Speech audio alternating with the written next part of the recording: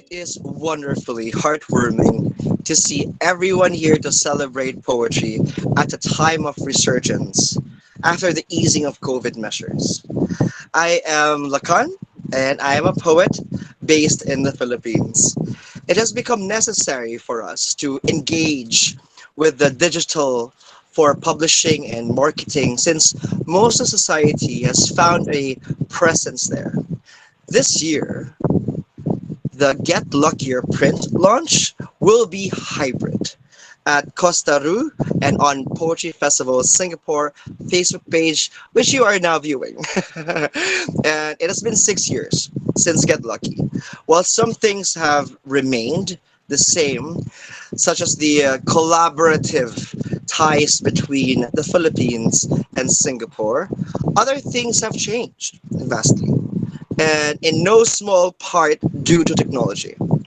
We have seen how technology has disrupted us at practically every touch point throughout the day. And we have often wondered how it will impact us in our fellowships in the next 50 years. And we are so delighted to have such inspiring writers from Singapore and the Philippines today here at the Poetry Festival Singapore. And this event, of course, is called Get Luckier. And let's get lucky in literature. And I think we have these writers to show us the way, maybe a trick or two. And we will start off. I'm very excited about this particular writer because, not to mention, I'm a huge fan of his bake shop. Thank you, thank you. And this writer is from the Philippines and a real estate entrepreneur as well, college teacher, economics and pop culture. Oh wow, political analyst and moderator of the Pandesal Forum of the 83-year-old Kamuning Bakery Cafe. He writes poetry in English and in Filipino. He has won 15, wow, 15 Catholic Mass Media Awards CMMA for his Philippine Star newspaper column and 3 Don Carlos Palanca Memorial Awards for literature. He has also been honored with 3 CMMA Hall of Fame Awards, including CMMA Hall of Fame Awards for Best Opinion Column and Best Business Column. See, we're going to be lucky today. And let's all welcome here at Poetry Festival Singapore, Get Luckier, Mr. Wilson Lee Flores. Thank you very much, Lakan, and to all the poets in Singapore and the Philippines. Good afternoon, good day, good evening to everyone, wherever you are in the world. I'd like to share a poem written about, it's about resilience because we just came out of the pandemic. 3 family members who inspire me with their stories of resilience across 2 centuries. The title of the poem is Indomitable. Just read this simple poem. Indomitable. How dare we even fathom surrender, stumbling and falling into the abyss of despair, numbed by cold, dark dungeon of night, when there is always the promise of sunrise. Once a lanky migrant worker in 19th century Manila, labored each day and slept every night for 18 years on a 4-legged woodworking bench which he called horse bench, indefatigable, unrelenting in grit, sweat, and tears. A basketball rookie battled in streets of Tondo, brawling through the capricious, cruel odds of life, enduring bruises of fate and the numerous brutish hard knocks, but defiantly sustained by dreams of immortal life. A twice widowed teacher was uncowed, raised two kids all by her stoic self, persevering in an unheralded vocation, yet always grateful, prayerful, and brave. Why fear the shellacking of delirious typhoon, profaning at lacerations and deluge, paralyzed by brutish bludgeonings of gloom, when there is obstinate, adamant hope as our refuge? Thank you. Simple pun lang. Thank you. Wow, Thank you. Wilson, this is, I heard a gossip, Wilson. Yes. That poem you just shared Yes. is freshly baked. Yes. I wrote it last night. Last night. Thank you. But it is, there's beauty in a freshly baked poem. And I think we Thank you, saw the Lakan. sincerity. Thank you. Thank Thank you you. for that, Wilson. Now, Thank you, man. Wilson, Yes. before I let you go, Yes. uh, I would have to ask, Yes. how has um, your bake shop as a business influenced your writing? Very fascinating. When I bought it several years ago, one thing that I discovered is it has a lot of wonderful poets who were customers. So it became a place for me to casually meet them. Like Pete Lacaba, I met him 2 3 years ago here, and then he even gave me a book of poems by his brother Eman Lacaba. And because of him, we held a poetry and music night just before the start of the pandemic lockdown. It was March, just one day before they closed everything in the whole of Luzon. We had one in honor of him. We had all these poets and musicians. So it became a nice, it's a humble place where intellectuals, writers get to casually meet each other. So great question what you just said. Thank What you, you just Wilson. asked. Yes, thank you. And you know what, Wilson? Yes. It doesn't mean it has to stop anytime soon. Yes, we'll invite you. We'll do this there. Oh, That's absolutely. I another mean, version of poetry reading. that will be Thank great, you. and I would love to, because not only his bake shop is an amazing landmark of how resiliency and how resurgence happens every day in a bake shop, and in poetry or in writing. I forgot And to tell you pala, Lakan, ever since I got to buy it, I celebrate World Poetry Day every year there. March 21, every year. And coincidentally, two previous ambassadors of Singapore were our special guests. Coincidence. For the World Poetry Day celebration, they had to read their favorite poem there with Filipino poets. And that's and great. Wow. and during World Poetry Day, from the morning up to the time we close, everyone who brings in their original poem in any language, whether English, Bisaya, or Ilocano, you can use it to pay for a cup of brewed coffee the whole day. Wow. Wow. I admire poets. And I think poetry also admires you, I hope Wilson. I will learn from people like you, Lacan, and all the great poets here. Thank you. You know, and and I think, since Wilson has talked about much about that collaboration of business, big shop, Yes. and poetry and writing, Yes. this next writer is about collaboration too, and it's about bridging those literary hands and minds together, because this writer is also a researcher whose work has been published in several countries, regions, and cultures. She has contributed poetry to various anthologies and journals in Singapore, Asia, Croatia, and even the United States. Her short fiction has appeared in 22 new Asian short stories in 2016 and the Best Asian Short Stories 2018. She has co-edited Get Lucky, an anthology of Philippine and Singapore writers.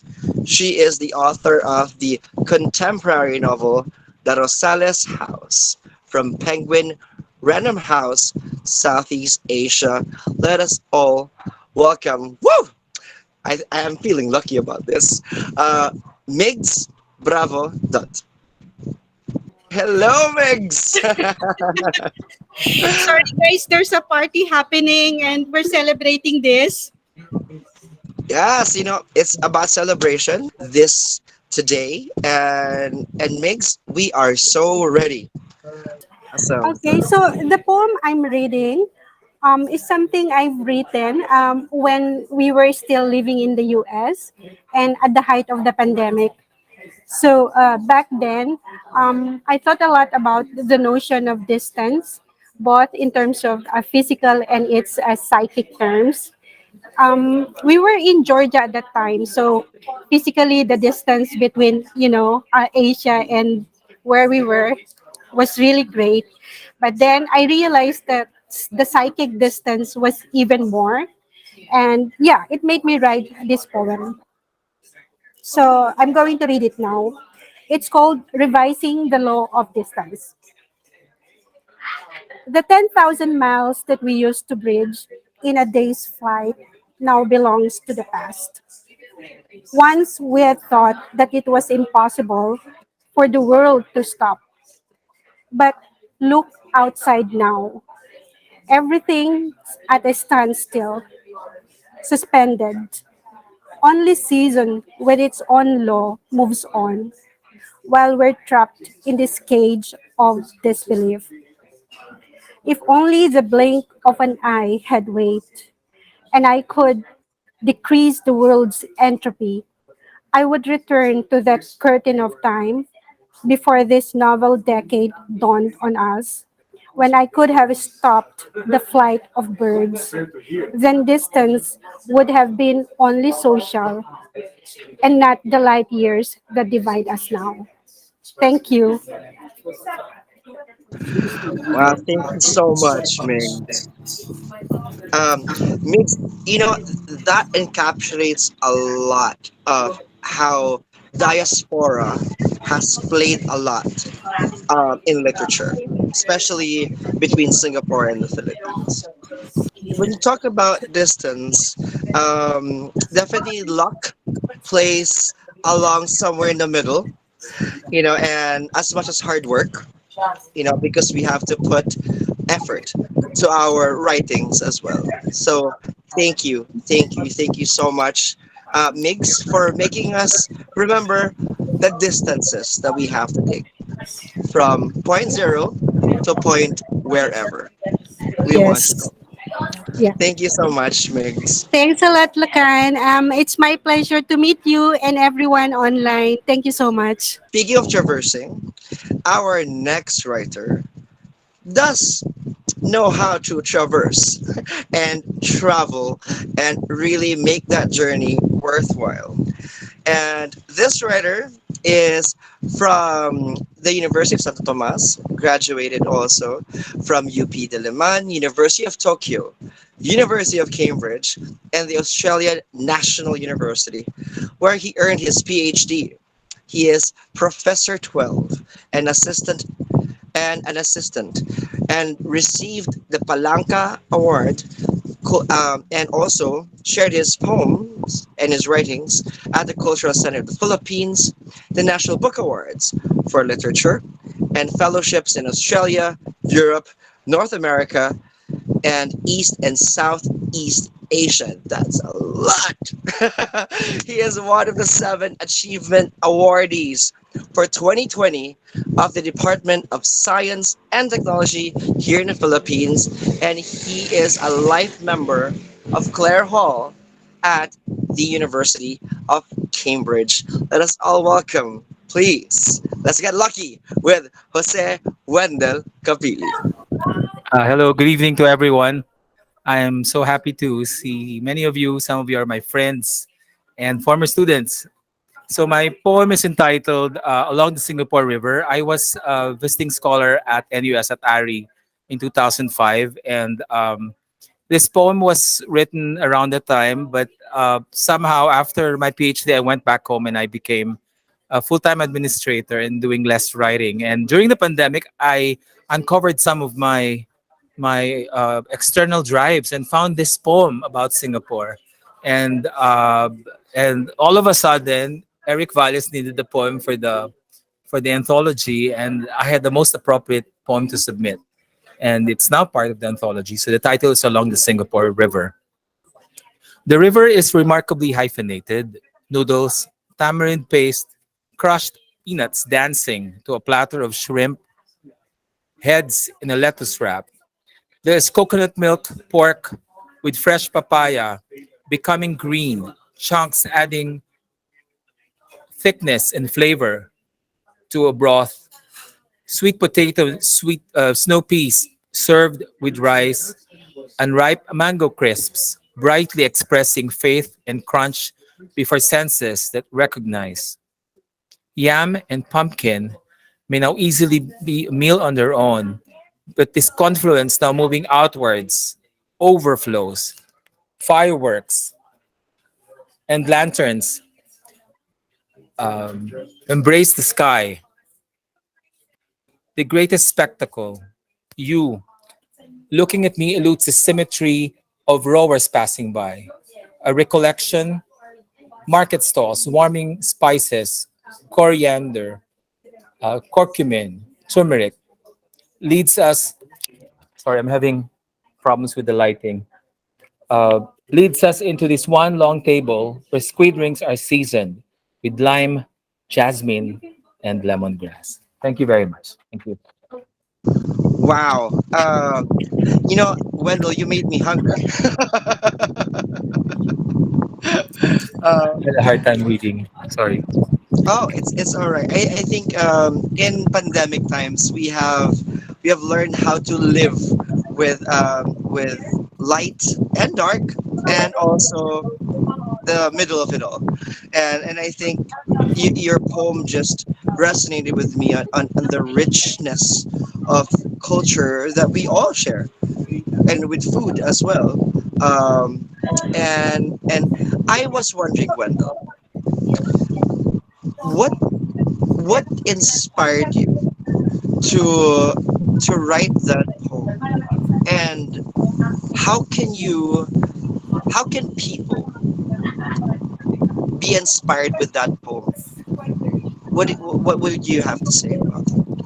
I think basically I was just in Ari. There was every summer they usually have a group of students who graduate students who visit Ari for a month, and I met some of these students, and they just dragged me into this tour of Singapore River in a private small boat, and I wasn't really into it, but I was surprised that I was actually enjoying the whole trip. I was not supposed to be part of the trip. They invited me at the very last minute, but I wasn't really a party person. I prefer coffee with small group of people.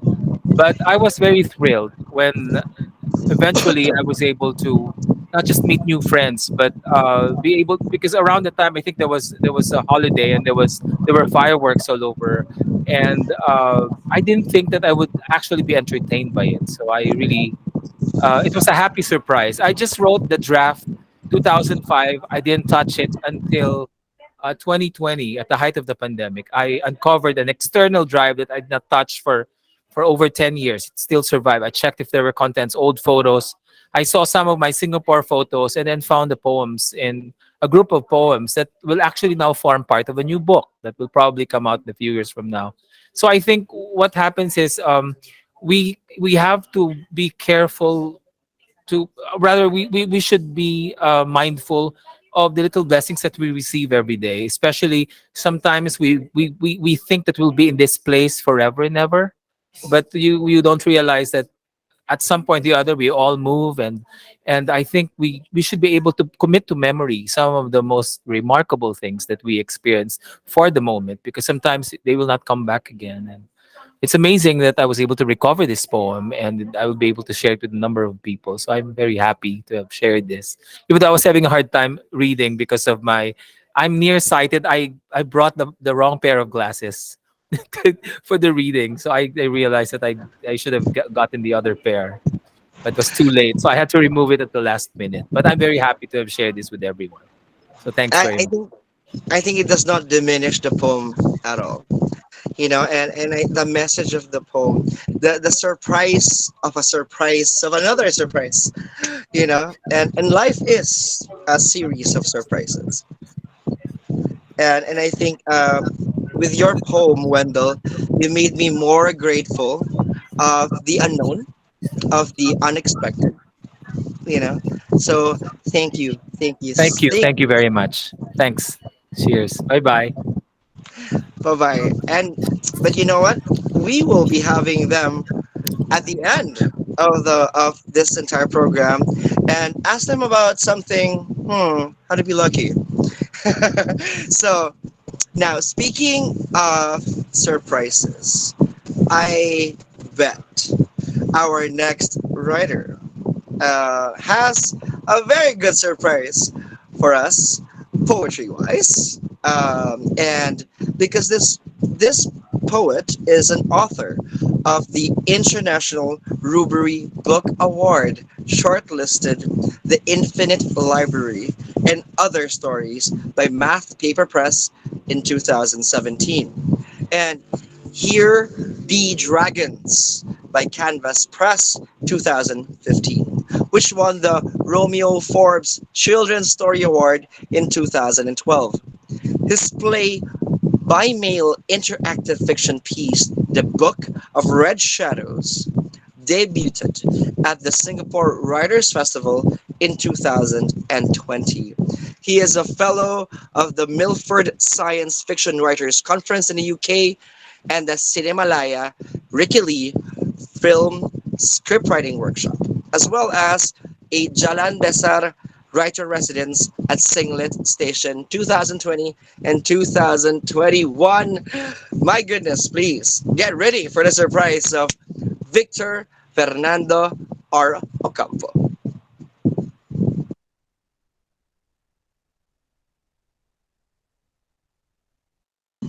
Victor, we need your surprise. I think there is a connectivity issue, and but we will be having Victor very, very, very soon. I think I am seeing him arriving, and we are so ready. Hi, Lakan. Can you hear me? Hello, Victor. Yes, Let perfectly. me give me a second to find my work. While I am actually looking for my stuff, let me just give you a little background on this story. I actually wrote another story called As If We Could Dream Forever, which appeared in the Quarterly Literature Review of Singapore 2 years ago. It was set in the same world where uh, people actually surrendered their entire lives 9 to 5 to the corporation. In exchange, they kept you professionally trained, they kept you very healthy, and at the end of the day, it shuts off and you're not bringing anything with you home. So you are completely owning your time. So I actually wrote this as something of a horror that I thought it would be scary for people. Kaya lang I was shocked that in that story, everybody who was in the audience actually said, I want that life. I don't want the autonomy. I want to be able to just forget my work and not remember what I do at work at all. And it was really an eye opener for me. And I thought that I wanted to explore that more. So I wrote this story, which is called The Easiest Way to Solve a Problem, uh, as sort of like a response to that shock of mine that ayaw ng mga people don't want to have autonomy. At a certain point, they're okay with somebody else leading their life for them. If it means that they will never get fat, they will never be unhealthy, and they will always do the best work that they can. So that is a scary thought. So here, the story is called The Easiest Way to Solve a Problem. So I will, how many minutes do I have? I don't know. 5 minutes, okay. So I'll read it up to until somebody tells me to shut up. Okay. The first time Mercy surrendered her conscious self, she imagined for some unfathomable, unscientific reason that the process would cause immense pain. Flesh rendered, bones broken and dissolved, or at the very least, she would have to endure a brutal flaying by 1,000 mechanical cuts. Jesus have mercy, Lord have mercy, para sa pamilya ko to, she cried through her headset. The young Chinese doctor attending to her tried to assure her that she'd feel no pain. However, no matter what he said, Mercy wouldn't stop crying. Eventually, he dropped his attempt at a pleasant bedside manner and just concentrated on maneuvering the loading harness that slowly immersed her body into a large bath of living nanomachines. Filipinos, he muttered under his breath, Xiao. This was how Mrs. Mercy Maalaala, 33 years old, trained roboticist, and a proud Batangueño from Lian, Batangas, began her employment in the automatic city. How was your first day? Her husband Rolando asked over a video call. I honestly don't know, Mercy answered. The first thing I did after I got to my dorm room was to review my security tapes. Apparently, I'd spent most of the day cleaning junk from logistics robots. I also had lunch, 2 coffee breaks, and a 1 hour gym period. It's just that I'm covered by a strict NDA, so I can't remember any of it. I don't think I could ever deal with that, Rolando said. I can't imagine surrendering my mind and body to a corporation. It's what's normal here. Their motto is adding humanity to the algorithm. It's not so bad, really. It's like I was asleep the whole time. When I woke up at 5 p.m., I felt so rested. I've never experienced anything like that before, Mercy explained. Besides, the money is good. It pays for the construction of our house, June schooling, and gives us something to put away for the future. I don't mind trading off a little of my freedom if it means giving us a better life. 3 years of your freedom isn't a small thing, Rolando argued. That's also 3 years we won't see you except at Christmas. It's not the first time, Mercy answered. Besides, both of us come from OFW families. If our parents and grandparents could deal with it, we can too. By the way, where's June? June, her husband yelled into the distance. Mama is on video call. Oh, just reminding you, I'll be a dive master at Anilao from tomorrow until Friday. Let's talk again on Saturday. A few minutes later, Mercy's son appears on the small video screen. Hi, Mama. How are you? Okay. How was school? School was okay. Have you had dinner? Yes. My room has a food printer that can make me any meal. I programmed it to make chicken tinola for dinner. That's cool, the young man said. Why is your room so dark? Oh, sorry, Mercy said as she fumbled for the room's environmental controls. Watch this, baby boy. The walls in the tiny room slowly started brightening as if the sun was rising on the horizon. On the video screen, Junjun could see his mother and her small dining set, silhouetted against the background of a familiar sliding sea. The blue-green waters moved in long sinuous veils towards a coarse sandy shore, where it broke and dragged away the delicate whirls left by little ghost crabs running swiftly across the beach. Mercy stood up the table and the chair folded away. She walked towards a sign that said, Welcome to Matabungkay Beach, Lian, Batangas. Looks like you have everything you need, Mama, Junjun said. I have to go and study. It's a short story. I don't want to read the rest, but I'll tell you something. I actually turned this into a screenplay, which I submitted for my final requirements to Cinemalaya screenplay class. And the longer version of this actually is kind of wild. It even has an orgy in it. Unfortunately, because this is a PG story that does not come out in this. Strange things happen when the government and your corporation can control you and you do not know what's going on. Yeah. So Well, that's pretty much it for me. Thank you so much for the opportunity to read you a portion of my work. All thank you right. so much, sir. And Yeah. for people who are watching us today, I Yeah. told you, right? I told you Yeah. there's gonna be a surprise. Mm-hmm. Yeah. Yes. I mean this idea of a type of utopia, what is really terrifying. You know, for many or most of us, not all of us, But, to be not in control. but the most dangerous situation is that if you have no freedom, but everybody's okay with it. And that is essentially this the story here. Everyone's okay with it because no one's hungry. No one essentially if you do not have any want, you don't care. And that's the sad part. And you will even protect something that may not be good for you. And that's basically the gist of the story. But you can read the rest in Get Luckier. All right. Yes, Thanks, thank Lakan. you. All right. I don't know who's next. Who should I call? Uh, Eric? uh, it's going to be Christina next after you. Christina? Very good. Thanks. So, but thank you so much, Victor. And just like Victor said, if you want to be surprised and lucky enough to discover what's up with literature in both Singapore and the Philippines, then do get that book. It's called Get Lucky, and that's why we are all here today, celebrating some of the writers who had contributed to that publication. And it's about also supporting each other. And would it be amazing? Isn't this utopia where writers get supported very, very well? Well, well, that's an advocacy we can all fight for. Thank you so much, Victor.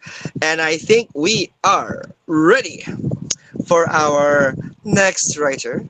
And Utopia, yes, it's about a dream. And it is also a dream of mine to be a lawyer before. That didn't come into fruition.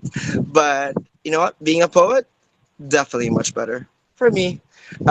Because this writer is also a lawyer, a law professor, a legal scholar, and writer from the Philippines. She practices law at the Hildawa and Montes law offices and is a member of the faculty of Goes and Better Fight Graduate School of Law, where she is also a JSD candidate and the University of Asia and the Pacific Institute of Law.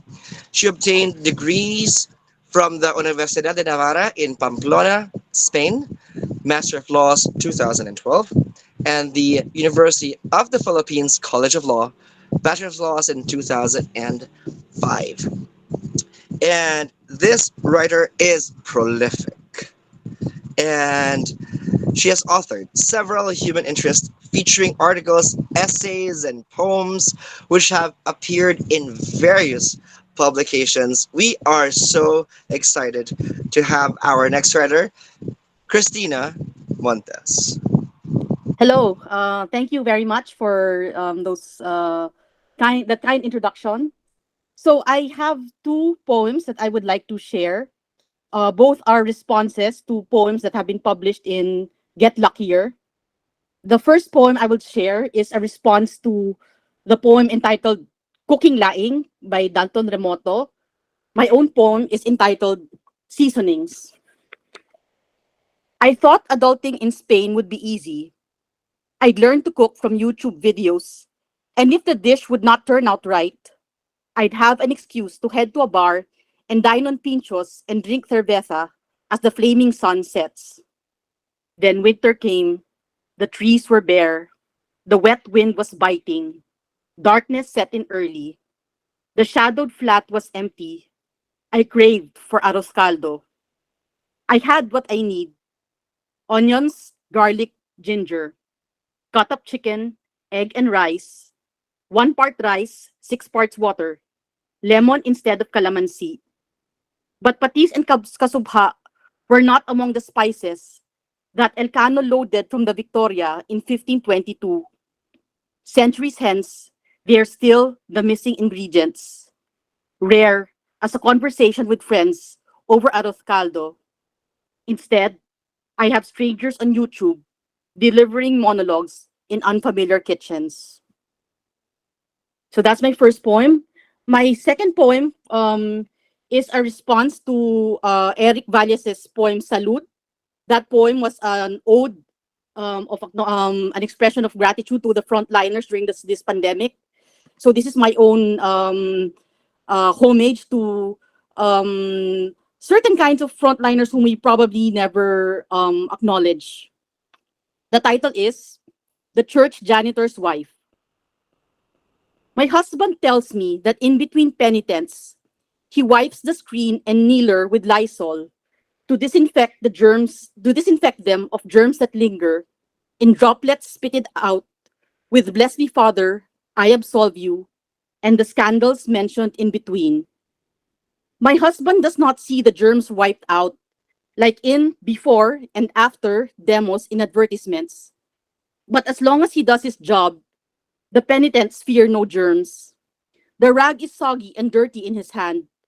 I pray his job of cleaning up after everyone else's mess will not make him sick.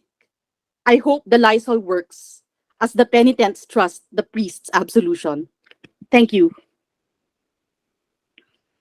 Well, quite an interesting duo you have there, Christina. I mean, from deliciousness to, well, interesting. We don't want, because lunchtime for some people also. Right now it's 12, around 12:01 p.m. here in Singapore and the Philippines. So, but I'm very very interested because those two are very very. They have different contexts, Yes, you know. yes.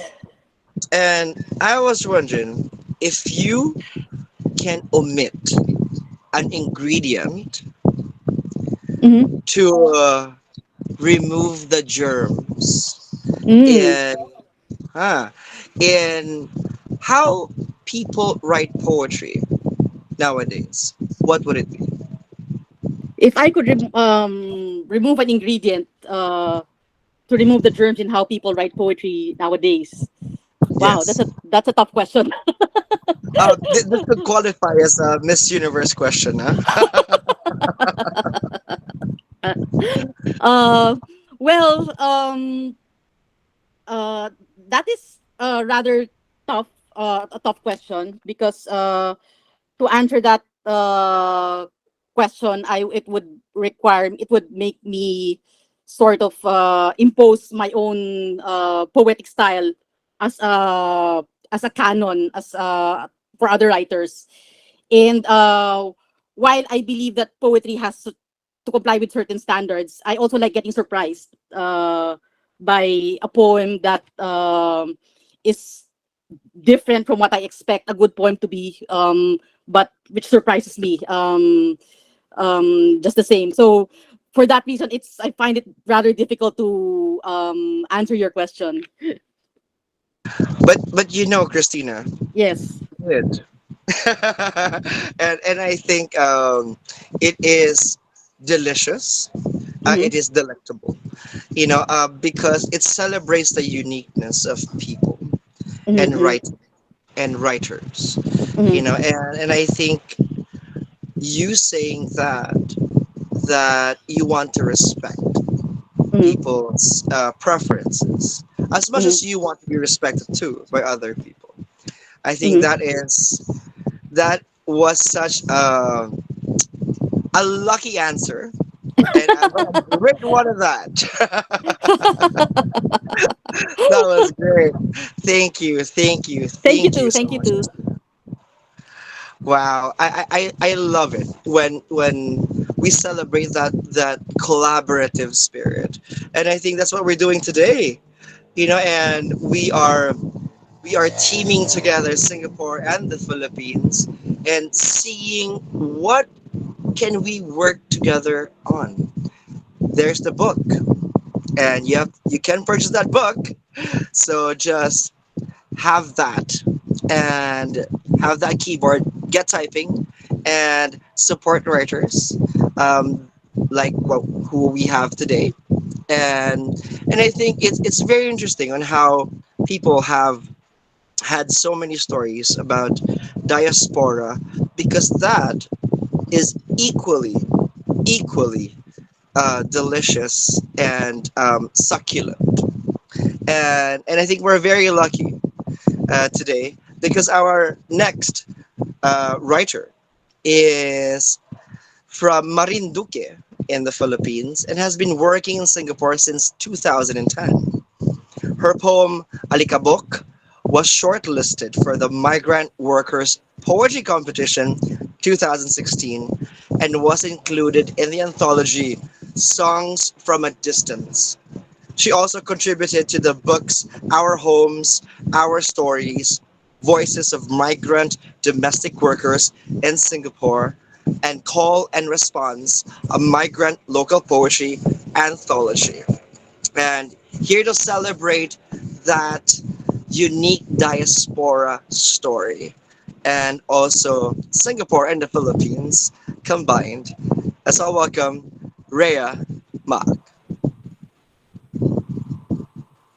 Thank you, Salakan, for the introduction. Reah? Thank you, Salakan, for the introduction. Everyone can hear me. Yeah, we can hear you, but of course technology can be a bit tricky sometimes. It's cutting in and out, and we would love to hear the entirety of Hi. your poem. Good morning, good afternoon, and good evening, everyone. Okay. Thank you, Salakan. It's a pleasure to be part of this reading dialogue across the sea. Actually, earlier I'm a bit worried, but when I heard some of you talking in Tagalog, I said, "Oh, I belong." So now I will read my poem, which is entitled Extraordinary Woman. She was shipwrecked into a society that tried to stitch her lips, snatch her voice, but she knew she wasn't born to keep her mouth shut. She wasn't born to stay inside the four corners of her room. She was born to shine, to speak up, to walk on her chosen path, to enrich her talent that lies within, to follow her heart, filled with compassion inside. So there she is, standing up, a woman with a heart full of love. With patience, she strives, rearing other people's children, showering them with love and care, treated like her own. Full of hope, homesickness, she can cope. A woman, an inspiration for her courage and determination, for keeping her head up high, like a bird soaring in the sky, being surrounded by people who sculpt her image. She was there, serving with passion.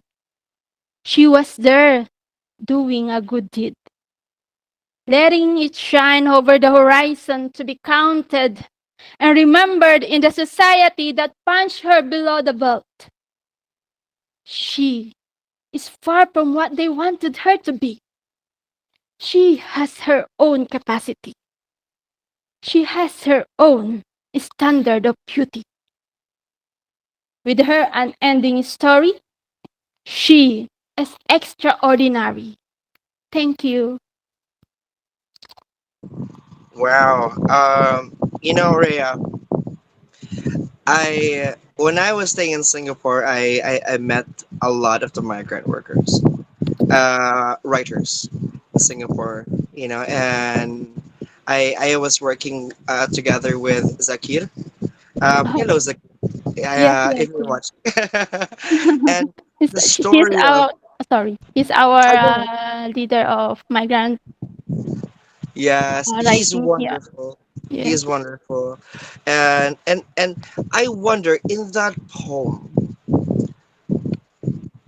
what's the story that is underneath that? What is the if there's one wish for a migrant worker writer such as yourself, what will be your wish if there's one wish that you could get? What would it be? To treat migrant workers as a human. Oh, okay, you know what? My heartstrings. uh, let's I not think cry every here. migrant workers wishes that. Oh wow. Rhea, that's wow. My heart, and I think this is a message that um, a lot of migrant workers can relate to.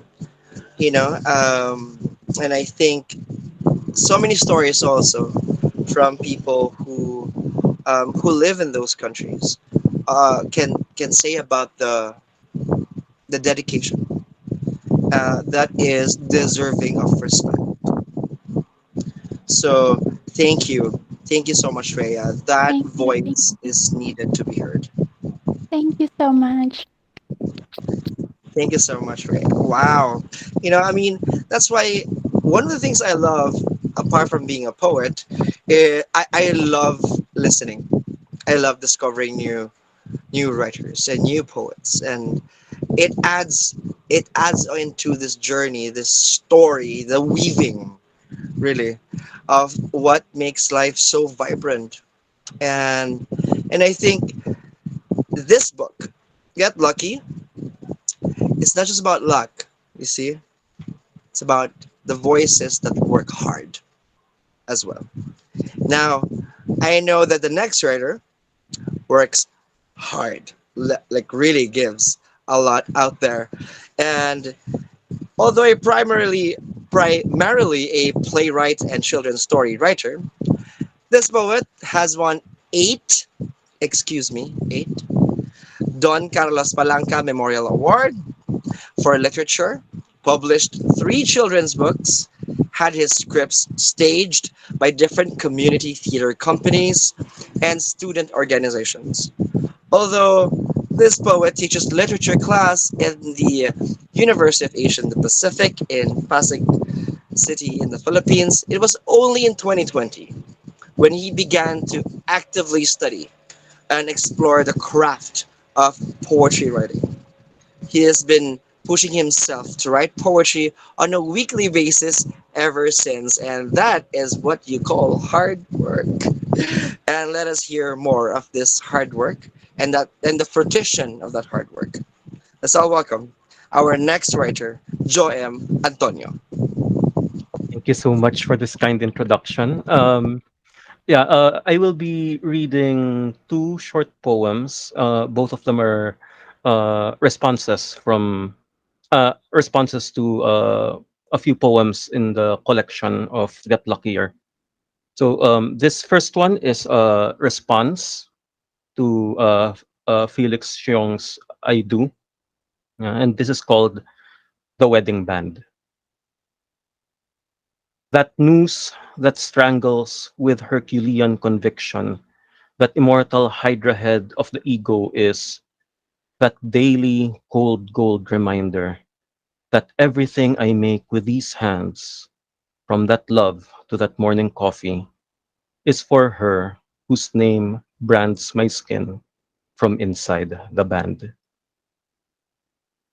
Okay. The next poem is entitled um, Luck Be the Devil. This is a response poem to Theophilus Queck's Lucky. Okay. I don't believe in luck, as luck clearly doesn't believe in me to succeed. As, like the devil, it clearly leads me to high places, promising me the world if I'd only kowtow and take that leap of faith. I've dashed my foot too many times already, and will likely do so again. It keeps finding ways to lure me in with lentil soup and other forbidden fruit, hellish suppers, clearly not the last. Though remembrance is weak, I repeatedly bet that my chances of winning against luck are as likely as stones turning into loaves. Thank you. I did not expect that. Thank you. I wasn't ready for that. And I think Cathy Candano wasn't ready for that also. If you see in the chat. Oh wow. This is Thank you. this is what's beautiful about poetry. It Mm. can always take you by surprise. you know, and I felt that. I Oh, thank you felt, so much. you know, and I was wondering actually now that you share those two poems, what would be the poem that you would still want to write that you're scared of? Oh wow, that's a very, very good question. Actually, I think it's still lurking me somewhere. I think it's still hunting me somewhere. So um that's why I think I keep on writing and to try to keep ahead of it. But I think it's like, it's like death. At one point it'll catch up, but in the meantime I'll try to write as much as I can. So that when it catches up to me, I hope I'm ready. You know, sometimes it just arrives, you know, Yes. randomly. That's why I do not know if you're the type of person who brings paper and pen with you all the time. Yeah. Well, I've trained myself to try to write on my cell phone. It's Yeah. it's become a habit that whenever something pops in, that when I'm lined up in at the grocery, or waiting for something to cook, I try to get a few lines down. That's I'm trying to make a habit out of it. You know what? It's about habit. And you know what? Thank you so much. That was a Yeah. sound advice for everyone watching today who who are exploring poetry or writing. You know, it is hard work and you build a habit around it. You know, and I think that is beautiful when somebody tells you that and you needed to hear it. You know? So thank you. Thank you so much, Joam. Thank you And so much. thank you. And I think this is what's beautiful about poetry. You just don't know when you're gonna get hit. You know, when you're going to say thank you. When are you going to say, "Mate, not today?" You know, and I think this is profound in a lot of, if not all, poets and writers. And it's about being observant as well, just like our next writer who loves observations of human experiences and the world it exists in. And it's a um, penchant for taking those notes, you know. And this next writer eventually evolved into confessional poetry as she journaled through her therapy for Hashimoto's encephalopathology. Sorry, Hashimoto's encephatho. See, it happens even in today's even for a host like me and a poet. Encephatho. Ens. Are we going to be editing this, Christina? Sorry, we're going to editing this, Kathy. Hashimoto's ense Hashimoto's encephalopathy oh encephalo encephalopathy. Hashimoto's encephalopathy, a rare relapsing brain disease. This writer found poetry as a powerful, mindful, meditative exercise that helped her organize her thoughts and emotions, leading to self discovery and a more profound appreciation of existence. Coupled with a desire to explore philosophy, psychology, humanity, and nature, she hopes to elevate her writing from mere self healing into an avenue to connect with all walks of life. Let's all welcome Mariela Andrea Lansang. Thank you for that introduction. Thank you, Mariela. Mariela, before you begin, Yes, how do you enunciate that? Because I had trouble uh, enunciating that. it's encephalopathy. Yeah, it's it sounds like sushi. It's very rare. Yeah. Um, okay, so I'll be performing two reaction poems as well. They're an exploration of how luck becomes more profound as we reminisce and mature further. Yeah. So the first poem is a reaction to Desmond F.X. Con's poem about Kay, The Lion's Gaze. I, a water bearer, was watching you, a lion, drink from a lake.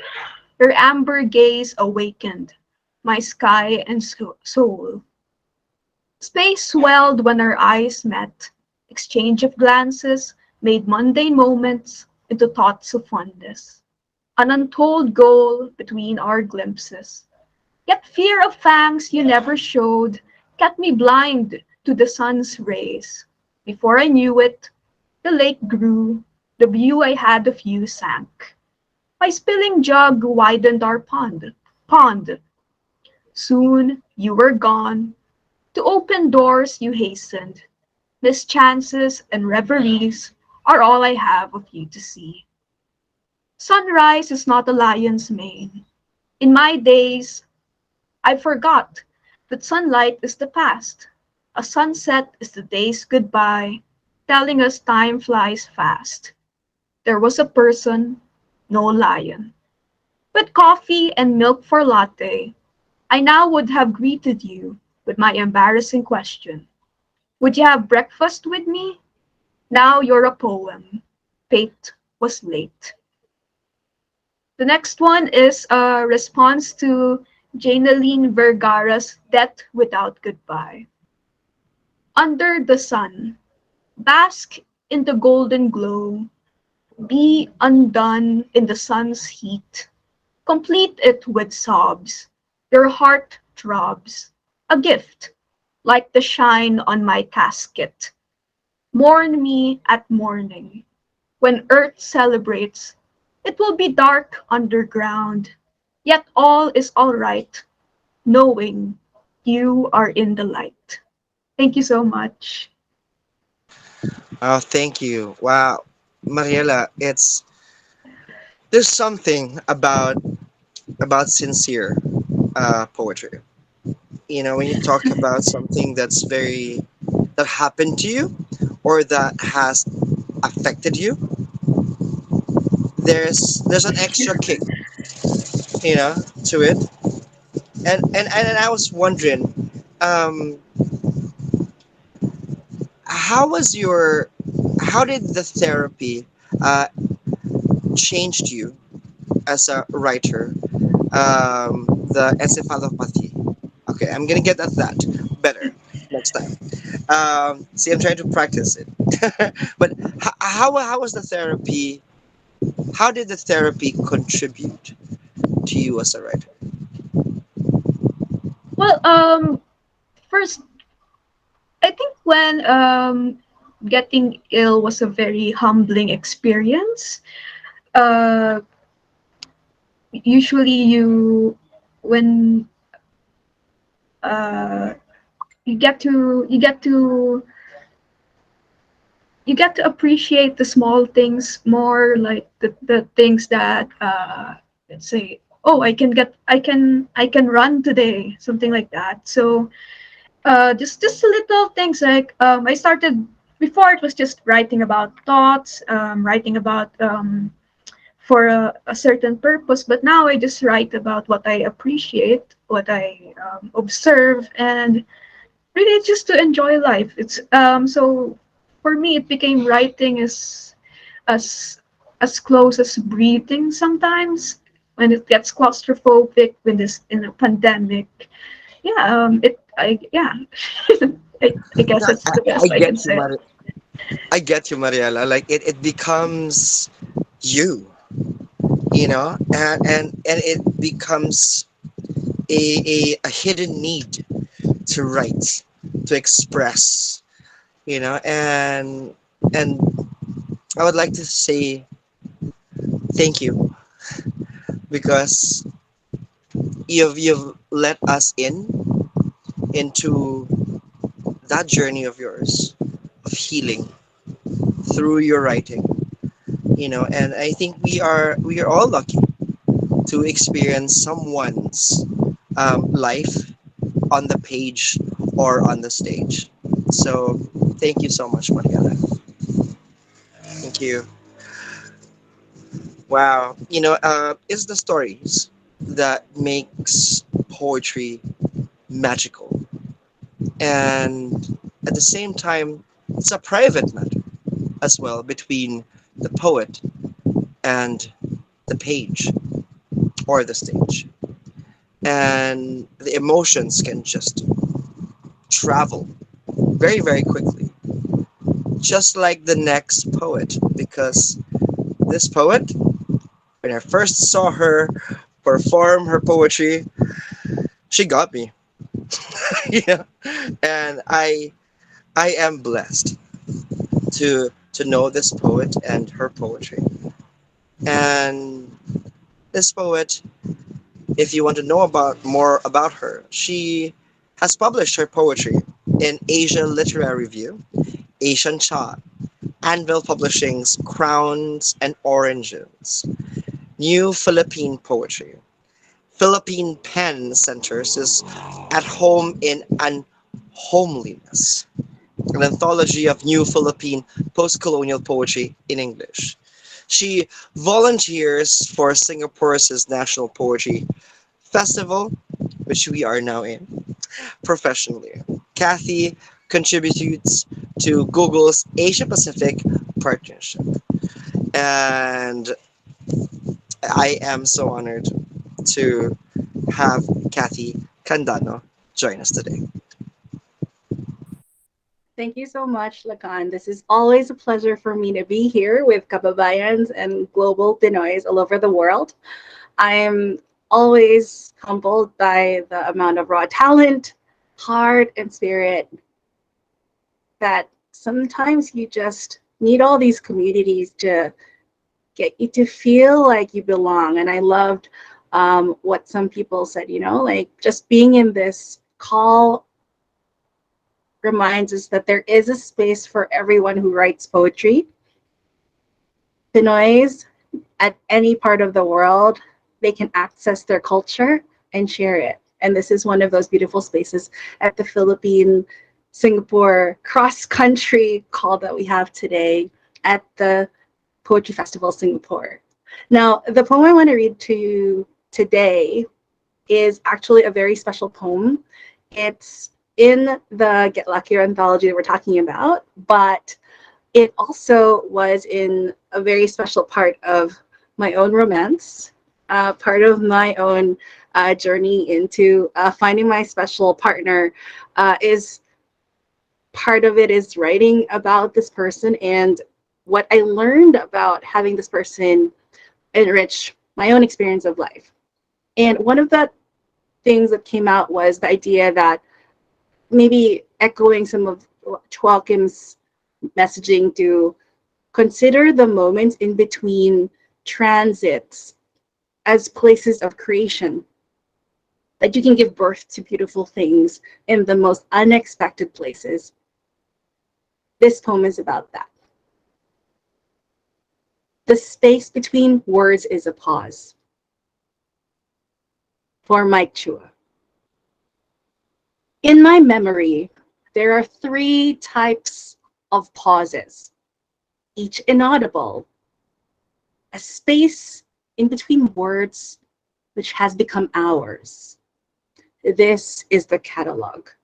Number 1, between breaths, when you held the packet of air, waiting for me to decide, and I couldn't decide if now was the best time to blow the candles out till the match struck itself, lit itself on fire onto that birthday candle wick, and you exhaled for me in your off-key tone. You softly sang the opening lines of Happy Birthday. Number 2, between breaths, when my eyes widened and the salt-tinged bead of sweat slowly made its way down from my brow, cupping the curve of my face, resting gently on my upper lip, my lower lip numbed from the heat of the chili seed oil from yours. Number 3. Between breaths, when I leaned in, you turned my neck in your palm, the grip of your fingers barely touching the ghost heat between us. I can almost taste the warm air you tentatively left behind. In my memory, each pause is ascribed to you, such that between words, new syllables of space form into our very own world's lingua franca. The space between words is a poem waiting for its home. The space between words is our poem waiting for a home. That's my gift to everyone. Thank you for having me, Lakan. Thank you, Kathy. Uh, that last line, that brought me home. And home, there's a poet from the US, a friend of mine who had a piece about every open mic is our church. It is our home. Every every poetry reading, like this one, is a home. So thank you, Kathy. I was always, you do this to me. Why? Uh, and you know, and the thing is, people do not know. When I first met you back in 2020, uh, if I'm not mistaken, you just got you got married. Yes, and got married at the height of the pandemic. There weren't many people allowed for safety reasons, and you make your own home, right? Wherever you can, no matter the context, no matter the challenge. And you write your own poem. And I think poetry is that.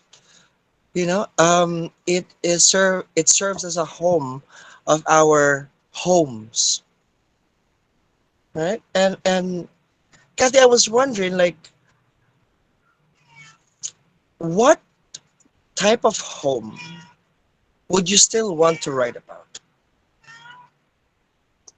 That's a really good question. You're full of really tough cookie questions, Lakan, tonight for the poets on this call.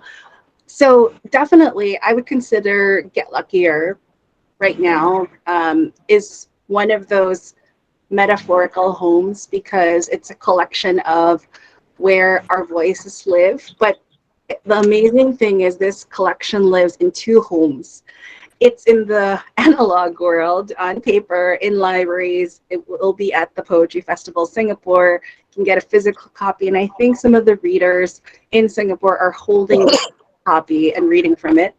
And you do have a digital version that lives online that doesn't need actual paper. And it can be accessed by everyone so freely. You don't even have to buy the book. And that for me is my understanding of the new homes that exist for us as writers is we have access with this space to talk to everyone, share stories, and help more people belong to our community and share more of these connective tissue. So for me, that's the new home that excites me. It's the digital home of writers today. And we're also, an amazing source of that fusion of different homes, whether it's homes that are virtual like the one we're in now, or even more, regular homes that connect and build more connection between networks. So I'm thinking that is the future for all of us who We never know when this pandemic will be officially over. Different parts of the world are closing and opening. So the best we can do is keep close, be open, and keep on bravely telling our stories, right? And what was amazing for me is the bravery is something you have to dig really deep when you are a bit more isolated in the heart of the pandemic, when you don't see your community as frequently as you can. And so this is just one of those beautiful ways to make sure our connective tissue is still there. Yeah, and I think it's interesting because we look at the pandemic times as negative, but I think there were more homes unearthed in the pandemic, and we have made homes with people that we would not have met ever. Uh, but this pandemic has given us the opportunity to be grateful and to open more homes. All right. Thank you. Thank you so much, Kathy. Thank you. My pleasure. Wow. And here we are. Oh my goodness, almost at the end. And it's about, you know, home. The concept of home is really relative. Sometimes you find a home in a book or in a YouTube video or in Spotify. And poetry is there one way or another. And I think it's about those spaces in between that we celebrate. Just like this poet, our last one for today, here at Get Luckier at Poetry Festival Singapore. Now, this writer is a second generation Filipino, creative and researcher. Now, he's born in Singapore, and his writing dwells on what it means to be in the spaces between, the in-betweens. That's why I love those spaces. And the thing is, he is very interested in issues of race, diaspora, transnational identity, gender, and sexuality. His writing has been published by Vagabond Press and can be found in Quarterly Literary Literature, among others. Let us all welcome for today, Paul Jerusalem. Hello, Paul. Hi, good evening, po. Good Hello. evening. Hi. Hi everyone, nice to meet you. And thank you so much for that lovely introduction. I yeah, as well, I am a Filipino Singaporean poet, writer, creative researcher, and I'm gonna be reading two poems today in this collection. The first one is called River Children. So here goes. River Children. Tagalog means river dwellers. I cannot speak my father's mother tongue. My mother picked it up when her family moved to Manila. Manila means there are flowers on the mangroves that linger along the swamp, waiting to erupt into flat cement planks that will crack as all who age must. When we moved back to Singapore, I found it weird that the sun set so late. At 6, it would have been pitch dark in Pasig. We lived near the river, where I once fished out a child who was done whaling.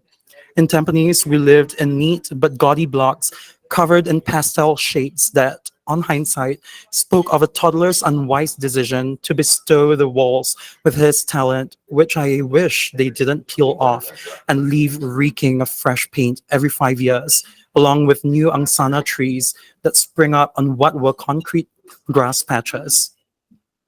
I have a picture with my mother at Marina City Park before it was closed off and became Gardens by the Bay.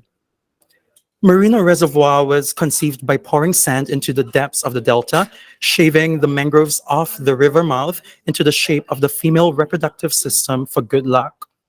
When we visited my father's hometown one Christmas, he brought me to the cemetery. Pointing to an empty patch filled with dried angsana seeds, bury me here when I die, underneath the Nara tree. So that was River Children. And as you can tell, it's a lot about finding similarities and also the nuances of differences between being Filipino and being Singaporean. Just for context, I'm ethnically Filipino. Both my parents are Filipino, but I was born and raised and spent virtually my whole life in Singapore. So that's what that poem was all about. And because of that, sobrang mahina yung Tagalog ko. So because of that, I wrote this next poem, which is about being terrible at my own mother tongue, which honestly, many Singaporeans are also really bad at their own mother tongue. So I feel like that makes me kind of, to some extent, a little more Singaporean as well. Kasi yung mga inchik dito talaga, some of them magaling mag-Chinese, pero karamihan talagang napakahina. Same as me. So this next poem is called Tongue Twister. So Louise Gluck says, we look at the world once in childhood, the rest is memory. My ancestors' language is a tongue twister. Too many consonants nod from the back of the jaw, vowels flung from the nose, demanding a fraud of more openness and clarity than I can muster. Sometimes I wake up awed that I had spoken my language fluently, my tongue no longer stiff. In every dream, I look at the world I left once to untie my throat, finding myself back in the stream that led to a home I knew as another childhood, before it would unseam itself to fit into another childhood, only memory, my leg jerking me back to reality, stuttering. So that was Tongue Twister. Sorry about how hoarse I sound. I'm recovering from sickness, but I hope you enjoyed those poems, and thank you so much for sparing the rest of the apology. Oh, please do not apologize, because those poems, it speaks of our yearning. Please hang on. For some reason, the output suddenly switched. I can't hear you. Let me figure it out.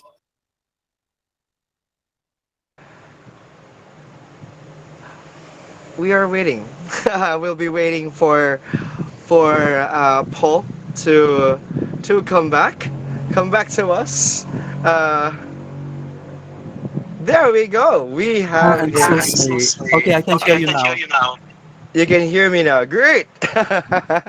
All right. But I was saying earlier, Paul, that your poetry speaks of the yearning of not just the people that is a product of diaspora, but every single human being in the world. Aren't we all nomads? And I think that yearning was just so powerfully felt with your pieces. So thank you. And if you think I'm not going to ask you a question, you're mistaken.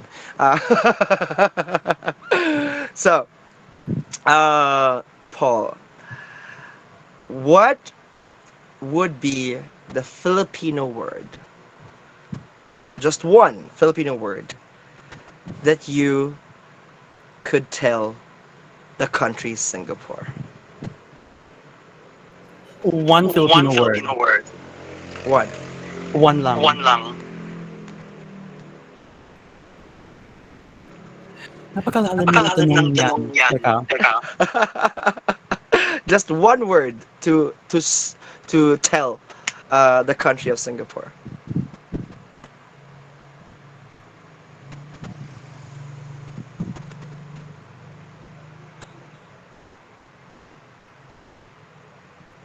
Okay, I thought of the word.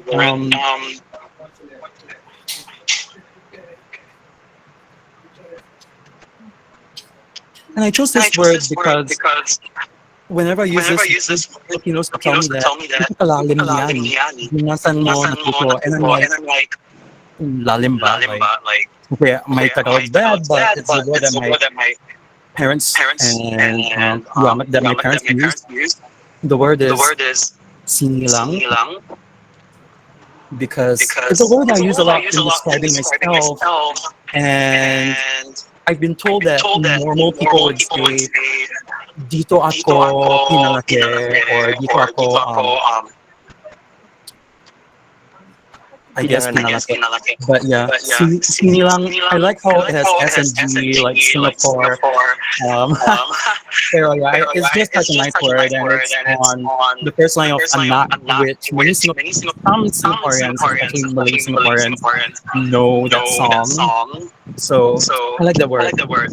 Yeah, that's beautiful because you know sinilang um is actually a Malay on origin.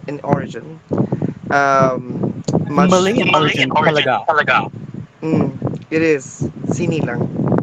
A lot of Filipino words are actually have Malay origin, and which just bridges a lot of similarities between the Southeast Asian peninsula to the Philippines and Indonesia, and Brunei and the other countries.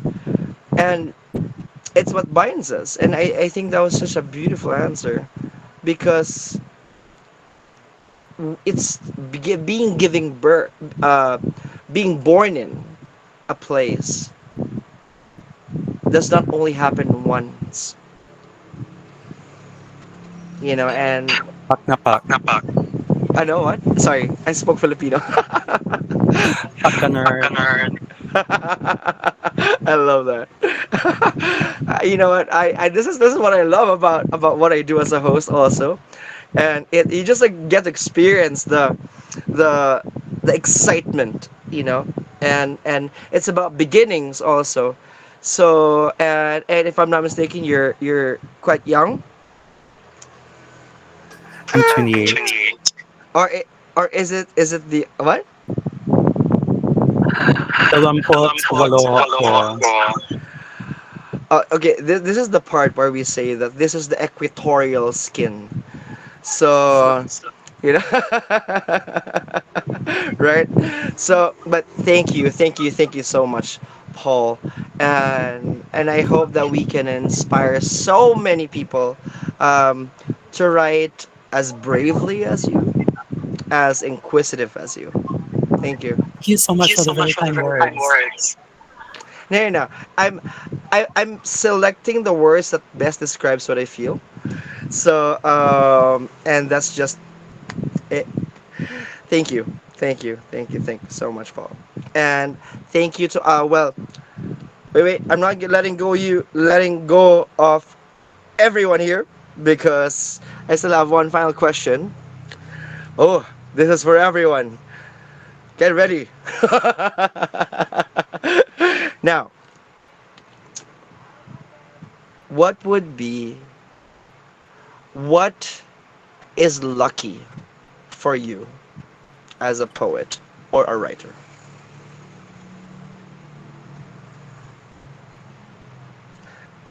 Let's go with Wilson first. Ah, lucky as. Repeat your question. Sorry. Oh, it's all good, Wilson. This question is for everyone. Yes. That who had shared today, and so the question is, what do you find lucky being a poet or being a writer? You can you can express what you can express things that normally you cannot. There are many things you want to express, but when you write a poem, you can compress everything into something. Pag poetry, that's something you have complicated ideas, you have experiences, emotions. You can compress it into something. Right. You No, can Thank you so much, Wilson. you. Okay, so it's gonna be like a rapid fire question answer. Let's. I didn't. Paul, I think you have to drag these people from your end. Migs. Yeah. So we have Migs, and then we'll have Wendell. Or you know what? I think here's what Hi, we're gonna do. considering everyone who contributed to come here para lahat kami nandito. Okay, yeah. So this is like a family photo, you know. So, Wendell, Migs, what makes you lucky as a poet or a writer? Are we okay? I feel lucky as a writer because I only wanted to publish one poem when I was younger, and to get published many times over is I think a gift. Every time, I mean, this is my. I have not published poetry in a long time. I've been publishing a lot of research, and I've been doing a lot of university administrative work. But Get Luckier came along, and there was an opportunity for another poem to get published. So I feel lucky just to be able to publish at a time when I feel that I don't think I could write anymore. And suddenly there were opportunities to write. So for me, that's a huge blessing. When you're on the verge of not writing, and then the opportunity to write and publish comes along, it's always a gift. I'm so happy to see my former students here. Si Cathy Candano when she was high school. And Joe M's PhD. Uh, Oh but I'd wow! like to promote Kamuning Bakery because I go there every often. Masarap yung egg pie, Wilson. Thank you very much. Your staff are very nice to me. And the cakes are wonderful. And at the height of the pandemic, they were open. I just have to, it's amazing that Wilson gets to write and organizes his many, many events. But he still maintains the management of his business very well. Like the very well trained staff. At the height of the ECQ, I was able to go there. Sometimes they would deliver, but I just sometimes would prefer going there. You would so it gives you the blessing of being able to eat good bread and being able to write at the same time. So it's serendipitous. Like the bakery owner, the historical bakery owner, the entrepreneur is here, and he's also a writer, and he's with us, and he's in the anthology. So that's another huge blessing. So it's amazing that the person who feeds me, so I can write the best way I can. The manufacturer of the bread, the owner of that business establishment, is also a writer, and then that's a huge blessing. Wow! Wow! Thank you. Well, you know what? Another reason for me to actually visit you very very soon, Wilson. Okay. I'll just sit here so that you Yes, can Migs. you can see me. So Yes. what makes me lucky as a poet? So first of all, I think I'm blessed that I could express my thoughts in verse form. So that in itself is a huge blessing. And I think secondly, I'm blessed to have a community of poets. Most of them have become friends as well. So of course, Kathy's here, and Eric, everyone, my fellow contributors for Get Luckier. And because I'm also a poet, I get a chance to meet Lacan. So, by being a poet, my community, my connections as a writer is also becoming wider. So for me, that makes me really lucky. It's a small world. Yes, yes. Thank you so much, Migs. How about is Victor still there? Yeah, Victor is here. Victor! While we're waiting for Victor, we can ask Paul first.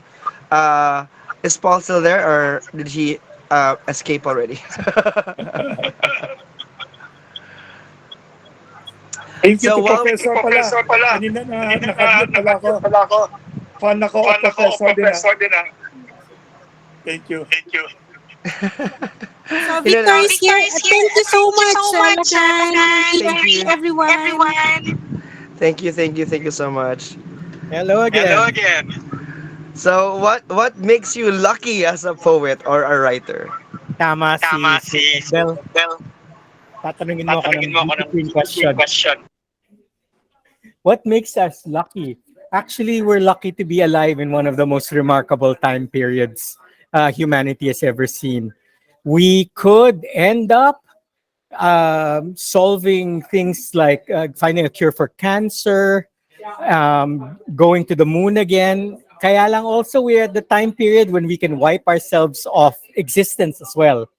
So it's lucky kasi isipin nyo, when my grandmother was born, hindi the airplane didn't even exist. And yet the very fact na nandito kami ni Cathy sa Singapore ngayon is something we take for granted. We live in an amazing time. We're able to be together ngayon, even if we are 3,000 kilometers apart. That's what makes us lucky. We're lucky to just be alive. Ngayon, some people will say, stupid. Yun nga yung ayoko. I don't want to be alive. And the thing is na, but you are. Sorry. And we are lucky to actually even have you. Because every single person that's alive and that's here has something to contribute. Even if it's something negative, it adds to yung ating body of humanity. And as writers, that's actually what we contribute. We write the human story. And good stories and bad stories are all stories, and they're part of who we are. And that's what makes us lucky. Woo! There we, you know what, like the utopia really came out again. Mali nga yun Thank eh, you, kasi thank I you, thank you mostly so write much. about dystopias. Yeah. Hey, you know what? Something to look forward to. Thank you so much, Victor. How about you, Christina? Hi. Hi again. Um, okay, what makes me lucky as a poet? Wait, there's feedback. Patengking mic ko rito. Baka sa Yeah. akin galing. Okay. So what makes me lucky as a poet? I remember there's this poet who shared with me this insight. He said that poetry is the search for the true names of things. And I think that's what makes us lucky as poets is that we are there in that search for the true names of things, and that we get to discover the real meaning of words. We get to discover the real power of words, and we are able to squeeze all the juices from a word, no? And and of course, we are lucky, but at the same time, this for that we can do this. But at the same time, I think with this gift, with this fortune, comes the, I guess, the mission to express what, because for me as a poet, I always get edified when I hear people tell me, you know what, your poem expressed exactly what I feel, exactly what I wanted to say. And I think that is our mission as a poet, is to express truths, express meaning, to speak for humanity, to make this world more human. Thank you so much. Oh, wow. Whew, okay. This is like, Lakan, may dadagdagan. Yeah, oh, may yes. dadagdagan isa.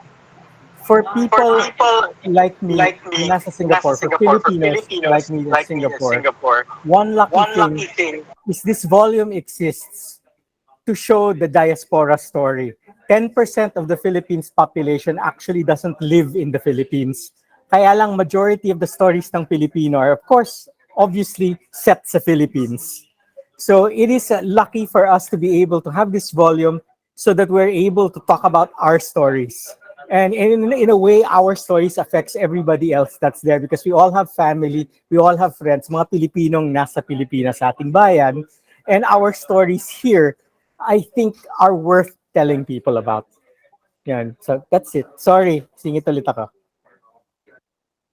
Yeah, we're good. I mean, you know what? That's, we always give way, to for voices to be heard because we don't know what we're missing. So thank you so much, Joem. How about you? Yeah. For me, luck would be being lucky as a poet would be that moment where your subject matter just walks right in front of your eyes, and the words you need follow right after. Yeah. Hey, I love that.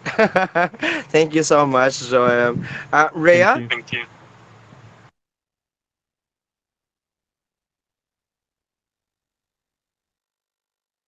Reah Maac, are you still with us? Hello. Yes. Hi, hello everyone again. I'm lucky as a poet because I've been a member of Migrant Writers of Singapore, which is founded by Zakir Hussain.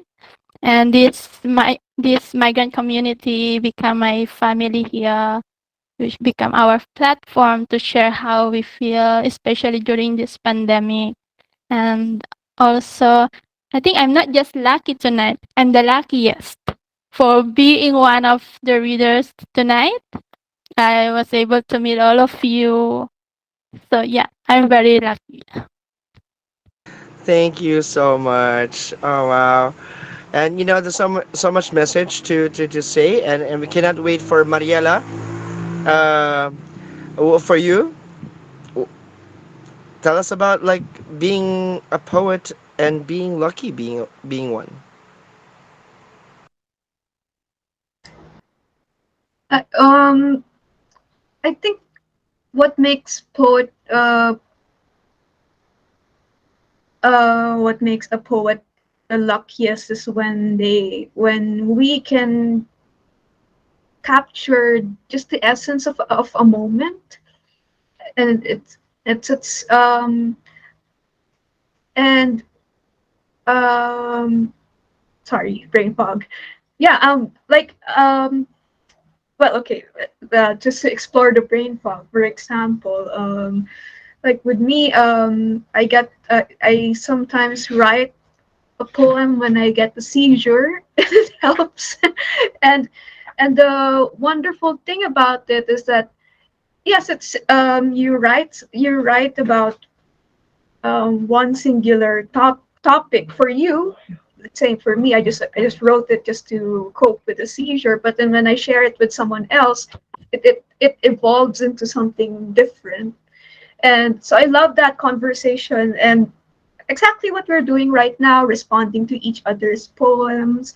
And especially for me, I feel very humbled and lucky. I think I'm the neophyte here and the youngest. So really, thank you for having me. I think gratefulness. It's everywhere here. Thank you. Kathy, how about you? So for me, the biggest thing that I want to say is just being in the same space with all of you makes me feel so, it's like the notch up of lucky. It's blessed. And the reason why I say that is because I'm actually one of those people that really wanted to travel to see my family back in Manila for over 2.5 years. They weren't able to come to my wedding because you can't do that when the pandemic and when you want to get married. And so all of this ways of connecting, I think it's just making me just so grateful to be able to still connect to everyone who brings joy to other people. And poetry is one of those special things that it can travel without you, you know. And I think Christina talked a bit about that too, that it's so condensed, concrete, and it's almost that little vignette that is so real that you can put it out there and you don't even have to be there as the poet. It can tell the feeling of that moment without you. And that is, I feel, our power is we can capture that, those things that people think is insignificant. You know, I still remember from this call today the feeling of nostalgia that I heard in Paul's poems, but it's nostalgia of his family. And I hear the nostalgia firsthand of missing food that's familiar from Cristina. And I heard the difficulty of migrant struggle, both in Reah's poem, but also in Wilson's poem, you know, from forebears that made their home on a bench. All of these are real things that happen to us, and I just feel so blessed that we can put that out there. It is real, and it can go on without us after we end this call. And I'm just so, my hair is standing up on my arms. Just so grateful for this opportunity, and I just want to say thank you to all of you. You make me Thank feel you so lucky. much, Kathy. Thank you, Kathy. Oh my goodness. Now, lastly, Paul, are you still with us?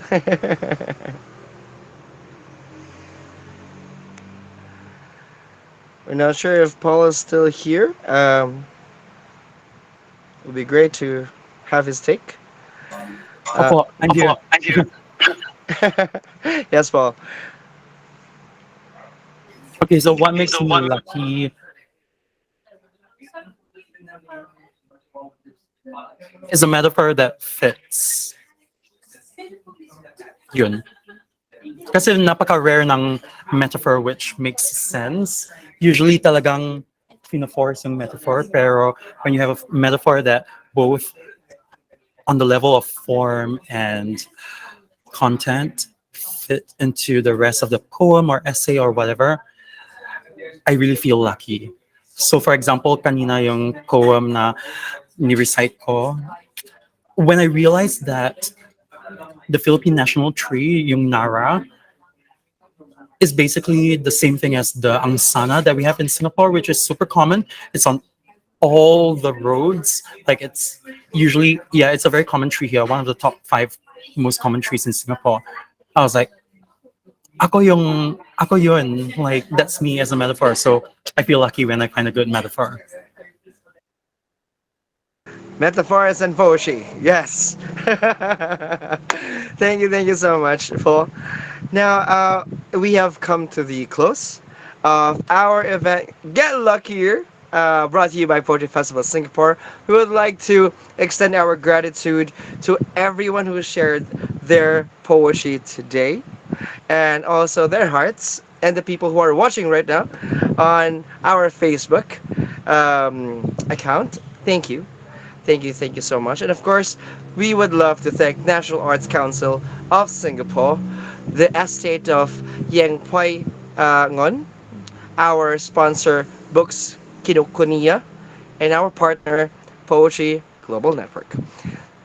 You are all invited to check out other programs because there are a lot of programs at the Poetry Festival Singapore, and you can find them out in our socials. Do check them. There are a lot of events, workshops, open mics, readings that are made available for you by Poetry Festival Singapore. Thank you so much, Eric Tensai Valias, for making this possible.